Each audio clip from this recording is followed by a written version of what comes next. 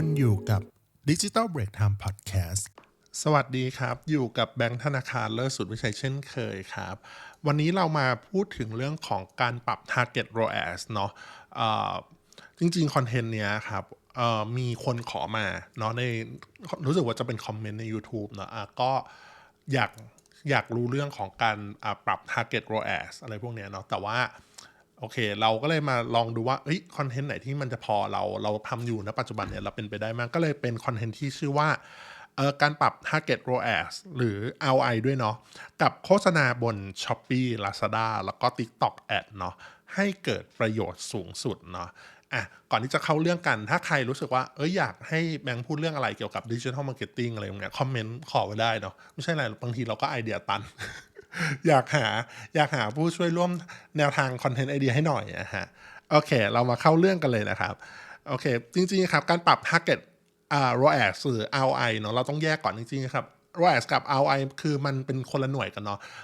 เขาเรียกว่าบน Shopee กับ Lazada ส่วนใหญ่ใช้คำว่า ROAS เนาะแต่ว่าถ้าเป็นพาร์ท TikTok โดยเฉพาะ GMV Max เนี่ยเขาใช้ ROI นะครับมันต่างกันนิดหน่อยก็คือถ้า ROAS นี่คือ Return on Ad Spend เนาะแต่ถ้าเป็น ROI คือ Return on Investment โทษทีประมาณนี้ครับก็จะต่างกันนิดหน่อยแต่ว่าจริงๆมันใกล้เคียงกันนะมีความต่างดีเทลแต่ว่าวันนี้เราไม่ได้พูดถึงเรื่องนี้เนาะเราพูดถึงเรื่องของการปรับ Target ROAS ละกัน ROAS ROI เนาะเป็นฟีเจอร์พื้นฐานเลยละกันสำหรับการทำโฆษณาบน Shopee Ad Lazada Ad แล้วก็ TikTok Ads เนาะจริงใครรู้สึกว่ามันจะยุ่งยากไปไหมหรืออะไรอย่างเงี้ยครับจริงๆครับว่าไอการปรับ Target ROAS หรือ ROI จริงๆมันไม่ได้ยากขนาดนั้นใช้คำสำหรับแบงค์นะแต่สำหรับคนอื่นอาจจะยากก็ได้แต่ว่าสำหรับเราคือมันไม่ได้ยากขนาดนั้นจริงๆมันมีหลักเล็กน้อยเนาะในการที่รู้สึกว่าในการปรับเนาะแล้วหลักอะไรที่รู้สึกว่าแบงค์ใช้เป็นประจำแล้วรู้สึกว่าเรายึดถือมาตลอดอะไรอย่างเงี้ยเนาะแต่จริงๆแล้วไอหลักพวกเนี้ยมันเป็นหลักที่สามารถนำไปปรับใช้ได้ไม่ว่าคุณจะทำโฆษณาบนShopee Lazada หรือแม้กระทั่ง TikTok Ad ที่เป็น GMV Max ก็สามารถนำไปปรับใช้ได้เหมือนกันเนาะโอเคข้อแรกเลยถ้าคุณมีงบน้อยงบไม่มากนะครับให้ปรับ Target ROAS หรือ ROI เนี่ยให้สูงกว่าปกตินะครับสำหรับคนที่งบน้อยงบไม่เยอะอย่างเงี้ยครับเช่นเราแบ่งเป็นแต่ละแคมเปญหรือแบ่งเป็นแต่ละสินค้าแล้วหรืออะไรพวกเนี้ยครับงบอาจจะอยู่แค่หลักร้อยเท่านั้นเองงบไม่ได้เยอะเลยงบต่อวันเดลี่เนี่ยบัดเจ็ตบางคนแบบ100 200 300 400จนถึง500อะไรเงี้ยครับให้ลองปรับค่า Target ROAS หรือROI เนี่ยให้สูงกว่าปกติเนาะเพราะว่าเมื่อเราปรับให้สูงกว่าปกติแล้วเนี่ยเดี๋ยวต้องตีความก่อนปกติของเราไม่เท่ากันเนาะปกติของเราเนี่ยไม่เท่ากันหมายความว่าเราลองยิงโฆษณาแบบทั่วๆไปแล้วเนี่ยในช่วงแรกๆอะครับสักประมาณ1อาทิตย์หรือ2อาทิตย์แล้วเนี่ยเราได้ ROAS เท่าไหร่เป็นที่ตั้งต้นเราได้ตัวเลขมาสมมติเลขเป็นเลข10เนาะสมมตินะครับอันนี้แล้วแต่เขาเรียก business ไม่เหมือนกันแต่ละสินค้าไม่เหมือนกันเนาะราคาก็ตั้งไม่เหมือนกันเพราะฉะนั้นเนี่ยROAS ที่ได้จริงๆเนี่ยมันไม่มีทางที่จะเท่ากันอยู่แล้วสมมติว่าเราlet's sayว่าเป็นที่10เนาะปรับให้สูงกว่าปกติเล็กน้อยนั่นหมายความว่าอะไรการที่ปรับให้สูงกว่าปกติเล็กน้อยเรา10ใช่ไหมเราอยากได้โอเคแล้วงั้นเราปรับไปที่12 13 14ก็แล้วแต่คนเลยนะก็ลองดูแล้วกันว่ายังไงคือการปรับให้ Target ROAS สูงขึ้นหรือ ROI สูงขึ้นเนี่ยระบบจะพยายามหาคนที่ใช่มากที่สุดนั่นคือจะหาคนที่มีแนวโน้มที่จะซื้อได้ใน Target ROAS ที่เราตั้งไว้หรืออะไรที่ตามที่เราระบุไว้เลยนะครับซึ่งระบบเนี่ยจะบิดดิ้งในราคาต่อคลิกเนี่ยต่ำลงTarget ROAS เมื่อเราตั้งราคาแบบความคาดหวังเราเยอะขึ้นใช่ไหมความคาดหวังที่จะได้ความคุ้มค่าในการทำโฆษณาเยอะขึ้นเพราะฉะนั้นราคาต่อคลิกมันจะบิดดิ้งให้ลดลงคือราคาต่อคลิกมันจะต่ำลงเนาะทำให้ในบางจังหวะนั้นเนี่ยโฆษณาเนี่ยมันจะโชว์น้อยแล้วบอกแม้ว่ามันจะดีหรออะไรเงี้ยโชว์น้อยคือมันจะพยายามคัดเลือกหาคนที่โชว์ในคนที่แบบพยายามจะซื้อแน่ๆอะไรพยายามจะซื้อให้ได้อะไรเงี้ยเพื่อให้ได้ ROAS หรือ ROI ตามที่เราระบุไว้นั่นเองเนาะซึ่งตรงเนี้ยครับทำไมแบงค์ถึงบอกว่าคนงบน้อยงบไม่มากถึงให้ปรับ Target ROAS หรือ ROI ให้มากกว่าปกติเนาะเพราะว่ามันจะทำให้เราใช้เงินเนี่ยอาจจะไม่หมดได้ต่อวันแต่อย่าลืมว่าเงินเรามันน้อยอยู่แล้วไง ใช่ไหมถูกต้องไหมเงินเรามันงบมันน้อยอยู่แล้วอะเพราะฉะนั้นเนี่ยการที่เราใช้เงินต่อวันหมดหรือไม่หมดเนี่ยเราอาจจะต้องดู history ที่เราย้อนกลับไปด้วยเช่นสมมุติเราตั้งtarget ROAS อยู่ที่10เนาะเราใช้เงินวันละ500 บาทสมมุตินะครับสมมุติวันละ5แล้วมันหมดตลอดแล้วบางทีมันหมดไปตั้งแต่แบบครึ่งวันเช้าอะไรเงี้ยเที่ยงวันก็หมดแล้วเที่ยงวันหมดแล้วอ้าวแล้วหมายความว่าไงถ้าบางทีเราอาจจะบอกเฮ้ยเราไม่อยากลงทุนเพิ่มเราไม่อยากลงเงินเพิ่มใช่ปะการปรับ target ROAS หรืออะไรให้สูงขึ้นเนี่ยมันหมายความว่ามันจะใช้เงินเฉลี่ยต่อวันให้นานขึ้นแทนที่มันจะหมดแบบครึ่งวันแรกใช่ปะมันอาจจะไม่หมดอีกทีคือช่วงเย็นได้อันนี้พอหลายๆคนพอนึกภาพออกเนาะตรงนี้นี่เองพอปรับสูงค่าปรับ target ROAS หรืออะไรสูงค่ามากกว่าปกติแล้วอะไรอย่างเงี้ยครับก็อาจจะแนะนำให้เริ่มที่แบบเล็กๆน้อยๆก่อนเนาะที่การปรับอะไรพวกนี้จะอยู่ที่20% 30 40ประมาณนี้ลองดูประมาณนี้ก่อนนะเพื่อให้ได้ ROAS หรือ ROI สูงขึ้นนะครับตรงนี้เนาะเมื่อกี้แล้วถ้าเมื่อกี้คือเรางบน้อยใช่ไหมข้อแรกคือเรางบน้อยงบไม่มากต่อมาคือเฮ้ยคุณแบงค์อันนี้มันกลับกันคือโหอัดเงินเยอะแต่ใช้เงินต่อวันยังไงก็ไม่หมดปรับ target ROAS ROI ยังไงดีเนาะอันนี้คือให้แนะนำเลยว่าเฮ้ยมีเงินเยอะแล้วใช้เงินไม่หมดแล้วROI หรือ ROAS เนี่ยดีอยู่ประมาณนึงอยู่แล้วเราแนะนำว่าให้ปรับให้ลดลงเนาะเพื่อให้ใช้เงินต่อวันให้มากขึ้นให้มันเบิร์นเงินให้มากขึ้นอันนี้เมื่อสถานการณ์กลับกันจากข้อแรกมันกลับกันเลยนะครับถ้าใช้เงินต่อวันยังไงก็ไม่หมดเนี่ยจะทำยังไงดีให้มันใช้เงินมากขึ้นได้โดยที่ต่อให้เราว่าเราต่อให้เราลงเงินเยอะขึ้นมากสมมุติเราลงเงินวันละ 2,000 บาทเนี่ยใช้เงินจริงๆไม่ถึงแบบ1,000อาจจะใช้แค่1,000หรือต่ำกว่านั้นหรืออะไรอย่างเงี้ยเพราะฉะนั้นเนี่ยเราอยากให้มันใช้เงินมากขึ้นต่อให้เราปรับเงินเป็น 3,000 บาทมันอาจจะใช้เงินแค่วันละพันเท่าเดิมเนาะเพราะฉะนั้นเนี่ยการปรับ target ROAS หรือ ROI ให้ลดลงเนี่ยจากค่าเฉลี่ยที่เราเคยทำได้นะครับจะช่วยกับกันเนาะจะช่วยให้การบิดดิ้งเนี่ยสูงขึ้นนั่นหมายความว่าราคา cost per click หรือ CPC เนี่ยจะเพิ่มขึ้นมันจะโชว์สินค้าเราบ่อยขึ้นพูดง่ายคือมันพยายามแบบไปหาคนที่โอกาสที่จะคลิกมากขึ้นตรงนี้เนาะแน่นอนว่าโฆษณาเราอ่ะมันก็จะสู้คู่แข่งได้โชว์บ่อยขึ้นเนาะ impression ถ้าไปดู impression อาจจะเยอะขึ้นด้วยซ้ำอะไรพวกเนี้ยครับแต่ว่าแน่นอนว่าการใช้เงินมันก็จะต้องเร็วขึ้นเบิร์นเงินมากขึ้นเนาะกินเงินต่อวันเนี่ยอาจจะเขาเรียกว่าหมดเร็วขึ้นอันนี้ขึ้นอยู่กับว่าเราอ่ะมีเงินอยู่เท่าไหร่เดลี่เงินเยอะไหมหรืออะไรอย่างเงี้ยครับว่าอาจจะใช้เงินต่อวันให้แบบปกติเราใช้เงินไม่หมดอย่างเงี้ยปกติแล้วถ้ามาหมดคือมาหมดให้พอดีในเต็มวันมันก็จะดีมากตรงนี้นะครับส่วนการปรับเพิ่มโทษทีครับปรับลดลง target ROAS ปรับลดลงเนี่ยในนี้ก็คือเราก็แนะนำที่ใกล้เคียงเดิมคือ 20-40% จากที่เราเคยมีเนาะจากสมมุติเราตั้งไว้ที่10ROAS อยู่ที่10อะไรอย่างเงี้ยอาจจะตั้งอยู่ที่8ลงมาเหลือสัก8ลดมา 20% หรือลดมากกว่านั้นสัก7แล้วก็แล้วแต่เนาะอันนี้ก็เป็นไปได้ต้องดูผลลัพธ์กันอีกทีเนาะซึ่งไอ้พวกเนี้ยครับปัญหาเรื่องของการใช้เงินต่อวันไม่หมดเนี่ยการปรับ target ROAS หรือ ROI อะไรพวกนี้ถึงแม้ว่ามันจะช่วยได้จริงในระดับหนึ่งนะใช่ว่าช่วยได้จริงในระดับหนึ่งนะครับแต่ก็ต้องแลกมากับต้องแลกมาด้วยที่ ROI หรือแม้กระทั่ง ROAS เนี่ยที่ลดลงนะครับแล้วก็มันจะคุ้มค่าเงินกับการทำโฆษณาไหมอะไรอย่างเงี้ยเราก็ต้องมานั่งเช็คดูกันอีกทีนะครับจริงๆอะครับการที่อีกหนทางนึงอะแบงค์เหมือนเสริมมาแล้วกันคืออยากให้ถ้าคุณมันรู้สึกว่ามันใช้เงินไม่หมดยังไงก็ใช้เงินไม่หมดอยู่ดีต่อให้บางทีปรับ target ROAS ลงไปแล้วอะไรอย่างเงี้ยครับจริงๆเรามีอีกหนึ่งทางเลือกที่ค่อนข้างใช้ได้ผลพอสมควรเลยคือใช้ได้ผลพอๆกันเลยกับการ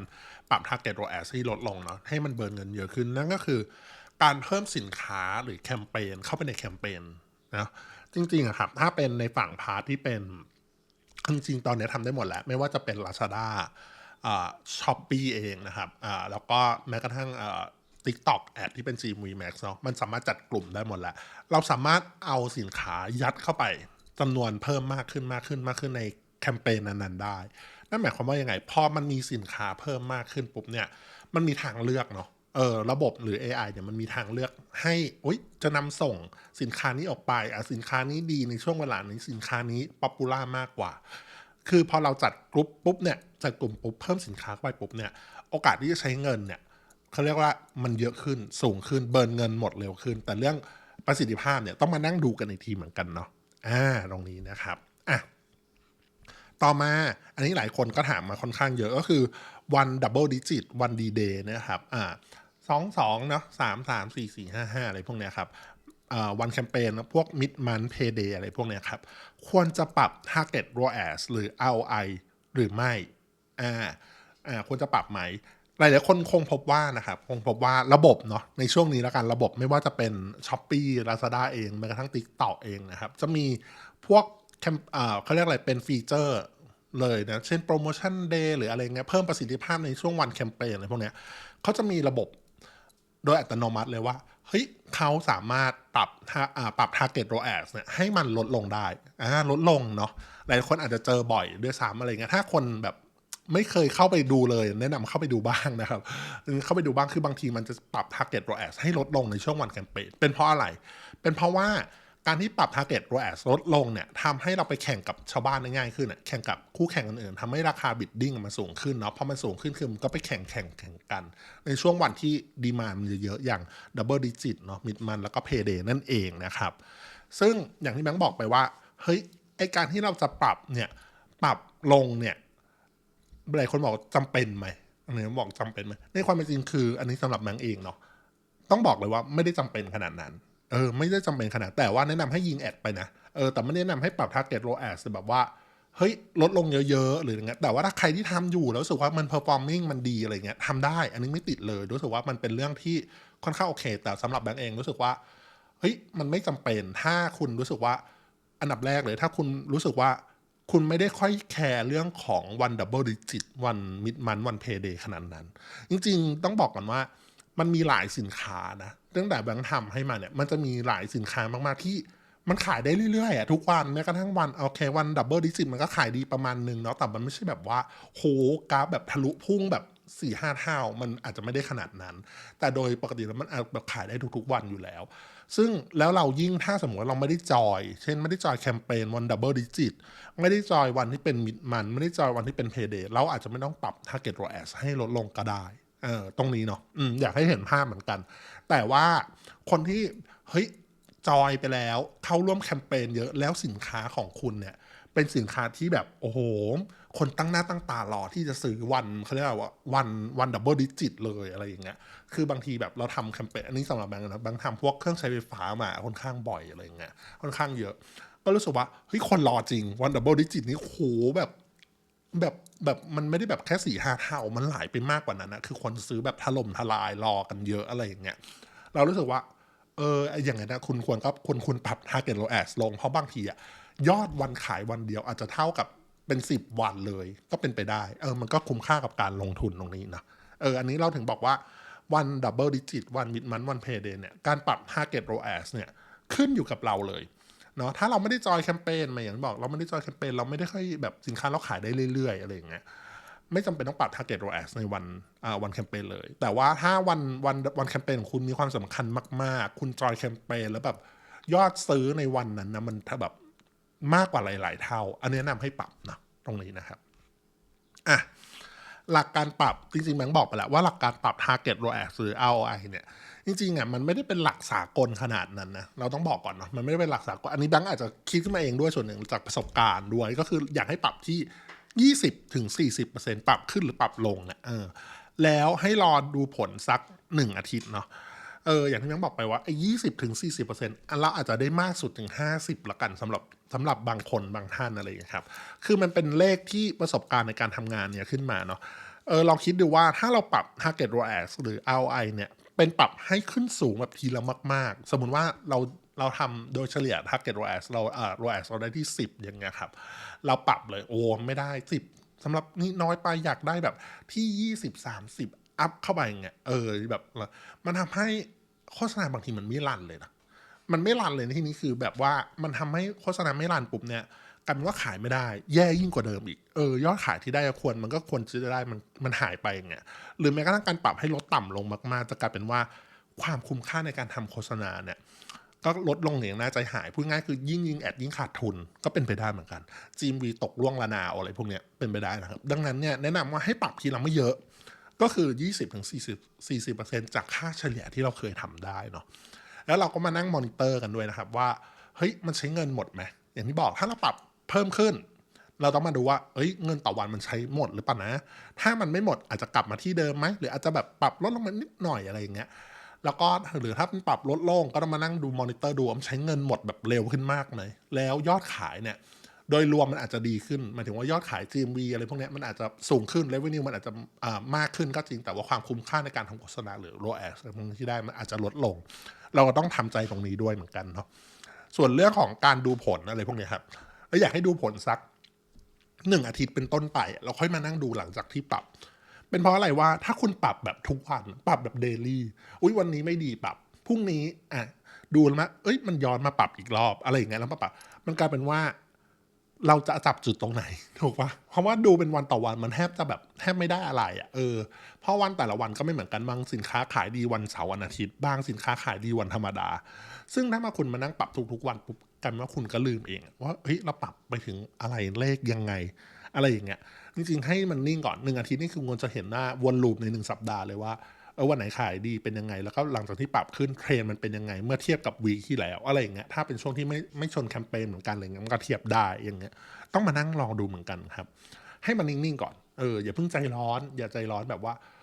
ปรับทุกวันอะไรเงี้ยก็อาจจะไม่ไหวอันนี้พูดตรงๆแบงก์ก็ไม่ได้ปรับทุกวันนะใครมานั่งปรับทุกวันหนึ่งมันก็แบบมันเหนื่อยมันก็เหนื่อยแต่ว่าไอ้ที่มันยากกว่าคือรู้สึกว่ามันวัดผลไม่ได้ด้วยวัดผลได้ค่อนข้างยากมากเนาะก็คือการปรับ Target ROAS ROI แบบไหนให้เกิดประสิทธิภาพสูงสุดเนาะจริงๆจะเห็นได้ว่าก่อนปรับ Target ROAS หรือ ROI พวกนี้ครับเราต้องถามตัวเองก่อนว่าจุดประสงค์ที่เราต้องการนั้นน่ะจากการปรับ Target ROAS เนี่ยมันคืออะไรกันแน่เนาะจุดประสงค์บางอย่างอะไรพวกนี้ครับกับการปรับ Target ROAS ROI บางอย่างก็ช่วยแก้ได้อย่างที่บอกคือใช้เงินไม่หมดอันนี้หรือแม้กระทั่งแบบว่าโอเคอยากให้งบเราน้อยอยู่แล้วอยากให้มันได้ROAS เพิ่มขึ้นอีกนิดหน่อยอะไรพวกเนี้ยแต่ถ้าจุดประสงค์ของเราเนี่ยจุดประสงค์ที่เราต้องการที่แท้จริงเนี่ยมันไม่ได้ตอบโจทย์การปรับเขาเรียกอะไรการปรับ target ROAS หรือ ROI พวกนี้ก็อาจจะช่วยไม่ได้เลยเนาะอาจไม่ได้ช่วยอะไรคุณปรับไปก็เท่านั้นอะไรอย่างเงี้ยครับแล้วถ้าปรับมากไปหรือปรับน้อยไปอะไรเงี้ยครับอาจจะส่งผลเสียได้ด้วยก็คือแบบปรับมากเกินไปอย่างที่บอกไปคือโฆษณาไม่รันปรับน้อยเกินไปเนี่ยก็กลายเป็นว่าทำโฆษณาแล้วไม่คุ้มค่าอะไรเงี้ยตรงนี้ก็ต้องระมัดระวังไว้นิดนึงนะครับโอเคสำหรับวันนี้เท่านี้ก่อนครับอย่าลืมกดไลค์กดติดตามกด Subscribe ให้กับ Digital Break Time Podcast ครับแล้วก็สวัสดีปีใหม่ด้วยนะครับสวัสดีครับ